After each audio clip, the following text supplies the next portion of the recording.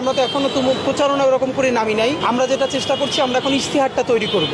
জনগণ আসলে কি চায় এই কথাটা আমরা আগে সবার কাছে যেতে চাই, শুনতে চাই, সেগুলোর থেকে শুনে আমরা ইশতেহারটা তৈরি করতে চাই। একজন এটিএম বুথের সিকিউরিটি গার্ড এক চাচা, উনি দৌড়ে এসে আমাদেরকে মাথায় হাত রেখে আদর করেছেন এবং উনি একটা কথা বলেছেন। উনি ওনার মতো খুব সহজ করে বলেছেন যে বাবা, একটা কথাই শুধু তোমাদের জন্য বলা, একটা টাকা কাউরে দিবাও না, জিততে পারো তাইলে একটা টাকা খাবাও না। এই যে কথাটা, যে একটা টাকা কাউকে দিবও না, এক টাকা কারো কাছ থেকে খাবো না, এবং আমরা আমাদের টিম সাথে সাথে নোট নিয়েছি, না এটা আমরা ইশতেহারে রাখবো। আমাদের দেশে আমাদের এমপিরা একটা অনধিকার চর্চা করবার ফলে একটা জিনিস দাঁড়িয়েছে, সকল এমপি মনোনয়ন প্রত্যাশী যারা, তারা সবাই বলে আমি স্কুল দিব, কলেজ দিব, রাস্তা ঠিক করে দিব।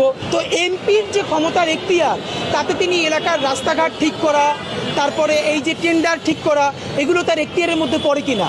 এগুলো তো তার এখতিয়ারের মধ্যে পড়ে না। তার কাজ না ড্রেন ঠিক করা, রাস্তা মেরামত করা, তার কাজ না স্কুল কলেজ ইউনিভার্সিটি করা, মসজিদ মন্দিরে টাকা দেয়া।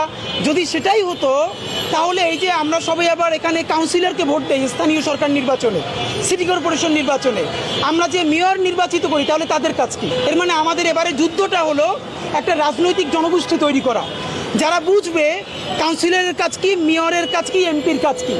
এমপির কাজ হলো দেশ ও জাতির যে কথাগুলো সংসদে বলা দরকার আইন গঠন প্রক্রিয়ায়, সেখানে সে ভয়েস দিবে, সেখানেও টেন্ডার বাণিজ্য করবে। তো এইটা এখন আমাদের সব থেকে বড় চ্যালেঞ্জ। সবাই প্লিজ জানার চেষ্টা করেন এমপির কাজ কি। এমপির কাজ আর চেয়ারম্যান এবং মেয়রের কাজ এক নয়। বাংলাদেশের সংসদ হলো দক্ষিণ এশিয়ার সব থেকে এক্সপেন্সিভ সংসদ। ভারত থেকে শুরু করে আশেপাশে যত দেশ আছে, সবার থেকে এক্সপেন্সিভ পার্লামেন্ট হলো আমাদের পার্লামেন্ট।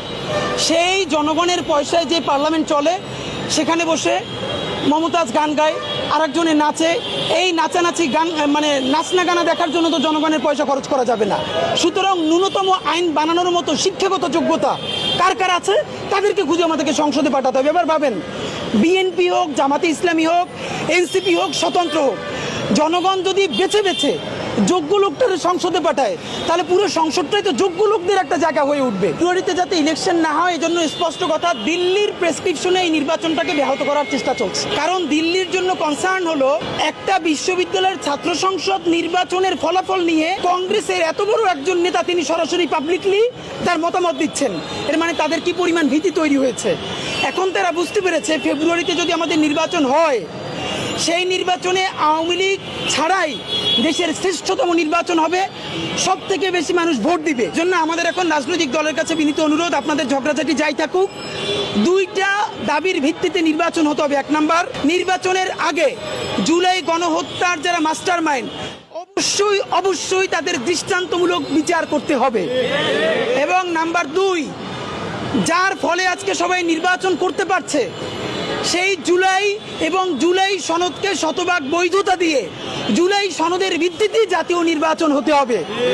এবং নাম্বার তিন, এই ইলেকশন যদি আপনি ঈদের মতো আনন্দ উৎসবের ইলেকশন করতে চান, তাহলে আবার যে কেউ ভোট ডাকাতি করবে না, মাসেল পাওয়ার দিয়ে জনতার রায়কে কেড়ে নেবে না, সেই গ্যারান্টি আপনাকে দিতে পারতে হবে।